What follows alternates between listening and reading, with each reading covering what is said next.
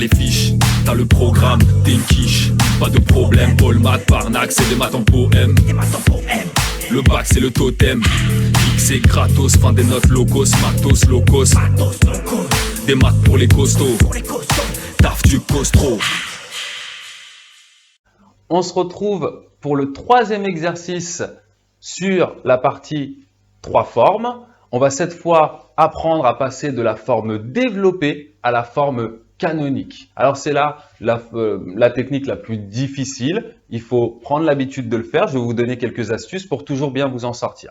L'exercice que l'on va faire, c'est le suivant. Donc, passer de la forme développée à la forme canonique. On vous donne la fonction sous forme développée, que je vais réécrire encore une fois pour l'avoir sous les yeux. F de x égale donc 2x au carré plus 6x moins 1, 2x au carré plus 6x moins 1. Et quelle est la technique pour passer de la forme développée à la forme canonique ici? La première chose à faire, c'est de s'occuper uniquement de ces deux termes. Le terme C, qui vaut moins 1 ici, vous le laissez de côté, vous n'y touchez pas dans un premier temps. Alors, ce qu'on va faire là, c'est qu'on va prendre le nombre A, qui est là, 2, et on va le mettre en facteur. Je prends 2, je le mets en facteur, mais uniquement dans la partie que j'ai encadrée en vert. Si je mets en facteur 2, vous êtes d'accord que ici, je vais me retrouver avec x au carré. 2 fois x au carré, ça me donnera bien 2x au carré. Quel est le nombre que je dois mettre ici pour que lorsque je le multiplie par 2, j'obtienne 6? C'est 3. Du coup, si vous mettez ici plus 3x, vous obtenez bien après développement, 2 fois 3x, ça donne bien 6x. Et le moins 1, vous ne devez pas l'oublier, d'une ligne à l'autre, celui-ci, je n'y touche pas pour le moment. Donc, vous voyez, première étape, considérer uniquement le terme en x au carré et en x, et prendre le nombre devant x au carré et le mettre en facteur. Et donner les bons nombres ici pour obtenir la même chose après développement. Très bien. Une fois que vous avez fait ça, vous allez encore continuer à vous attarder uniquement sur cette partie-là. Ce que vous allez faire ici, c'est que, en fait, x au carré, je vais faire une petite partie brouillon, j'aimerais que vous l'écriviez comme le début d'une identité remarquable. Comment faire? Normalement, une identité remarquable, ça possède 3 termes. Là, j'en ai que 2. Du coup, il faudra modifier quelque chose à la fin. Mais ça, on y reviendra. Dans un premier temps, ce que l'on va faire ici, c'est quel est le nombre que je dois mettre là pour que lorsque j'applique mon identité remarquable, je tombe sur x au carré. Ça va être x. X au carré, ça va bien donner x au carré. Plus, quelle est la quantité que je dois mettre là pour que dans mon double produit, j'obtienne 3x. Je vous rappelle une chose, normalement, si vous avez a plus b, le tout au carré, vous obtenez a carré plus 2ab plus b au carré. Ça, c'est l'identité remarquable. Donc, comme vous voyez, je vous l'ai dit, après développement, il y a 3 termes là, alors que j'en ai 2. Mais vous verrez comment on va arranger ce problème.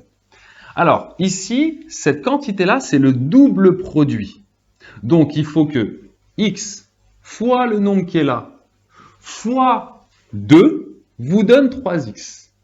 Et bien en fait, ici, l'astuce, c'est toujours la même. Vous allez plus détailler ça avec votre prof. C'est de prendre le nombre qui est là, tout simplement. Vous prenez le nombre qui est là, vous ne regardez que lui, et vous écrivez 3 divisé par 2. Si ça avait été 5, vous auriez écrit 5 divisé par 2. Si ça avait été moins 4, vous auriez écrit moins 4 divisé par 2. Mais cette fois, ce serait simplifié en moins 2, etc. Si vous avez, encore une fois, pour vous dire que c'est toujours la même chose, si vous avez eu 7, vous écrivez 7 divisé par 2. Tout le temps. Pourquoi? Parce que regardez, si je développe cette partie-là, j'ai bien x au carré qui me donne x au carré.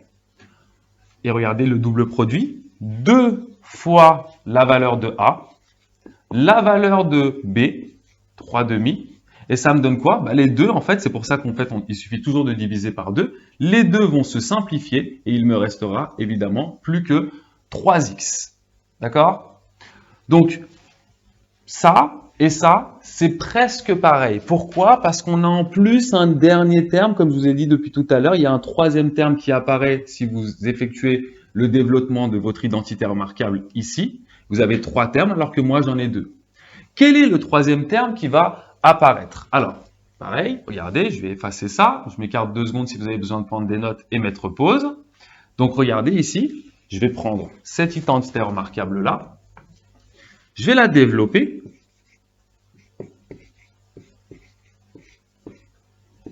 Je vais donc obtenir, comme j'ai dit, x au carré plus le double produit, 2 fois x fois 3/2. Allez, on va le réécrire, comme ça vous allez être assuré. Plus un dernier terme, plus le carré de ce terme-là. Ça, c'est l'identité remarquable qui vous le dit.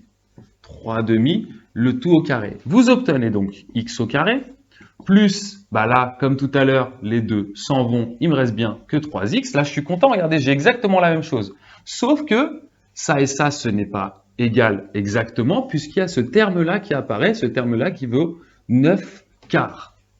Alors, qu'est-ce que je vais faire pour que cette chose-là soit égale à cette chose-là, sachant que si je développe cette chose-là, je tombe sur tout ça, il y a un terme en trop qui apparaît, et je vais l'enlever. Je l'enlève. Et là, vous avez bien l'égalité entre cette partie-là et cette partie-là. Si vous développez ça, vous tombez sur ça, moins 9/4, plus 9/4, ça va s'en aller, et donc vous obtenez exactement que cette partie-là. Ces deux parties-là. D'accord ? Donc, une fois que vous avez fait ce travail sur votre feuille de brouillon, donc ça aussi, je m'écarte 2 secondes pour que vous puissiez mettre pause si vous avez besoin d'écrire. Une fois que vous avez fait ce travail-là, sur votre feuille de brouillon, vous allez pouvoir continuer votre étude ici. Ça, c'est votre feuille de brouillon. Ok ? Je vais le mettre en vert. Ça, c'est sur votre feuille de brouillon. D'accord ? Vous faites ça, vous prenez ce qu'il y a écrit dans la parenthèse, vous l'écrivez comme le début d'une identité remarquable, moins le terme supplémentaire. Alors là, je continue ici, égal 2, facteur de, ça, je le remplace par ça. Vous voyez bien, cette chose-là, x au carré plus 3x, vaut ça. Donc ce qu'il y a dans cette parenthèse, je vais le remplacer par ma nouvelle expression de x au carré plus 3. Donc ça va me donner crochet, x plus 3/2 au carré moins 9/4, je ferme mon crochet, moins 1. Regardez, prenez du recul 2 secondes pour ne pas être perdu. Le 2 est toujours là. Le moins 1 qui est là, il est toujours là. La seule chose que j'ai faite, c'est que j'ai transformé x au carré plus 3 en cette chose-là, car j'ai montré juste avant sur ma feuille de brouillon que c'était effectivement le cas.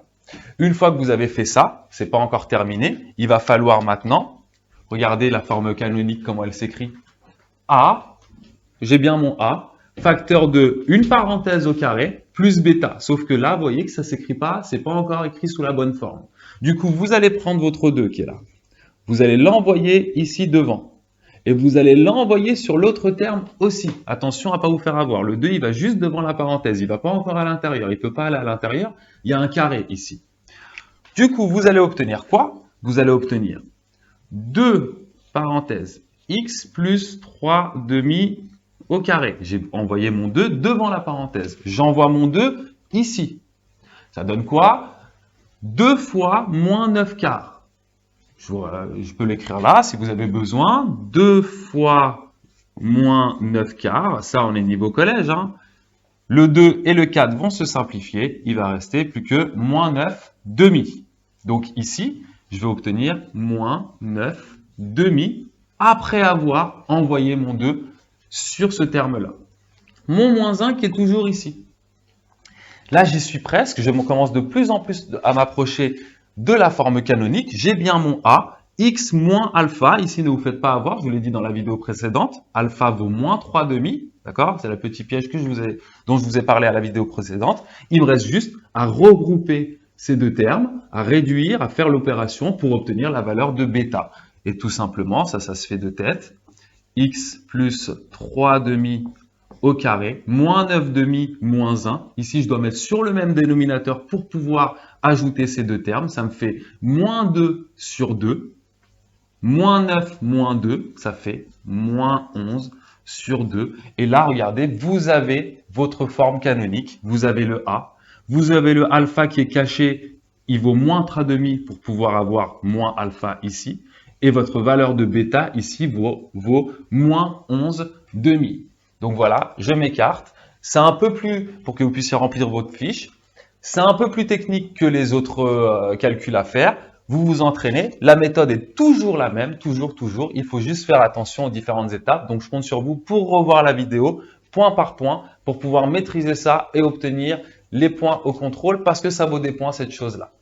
Donc voilà, on en a fini pour les 3 petits exercices sur les 3 formes. On va encore faire un autre exercice sur la partie 3 formes où je vais vous expliquer plus en détail comment graphiquement on peut lire les valeurs de A, de alpha, de bêta, etc. Chose que l'on a déjà vu, mais avec GeoGebra un peu. Voilà, à bientôt pour la prochaine vidéo. Ciao, ciao! T'as les fiches, t'as le programme, t'es une quiche. Pas de problème, Paul, maths, Parnac, c'est des maths en poème. Le bac c'est le totem, X c'est gratos, fin des notes locos, matos, locos.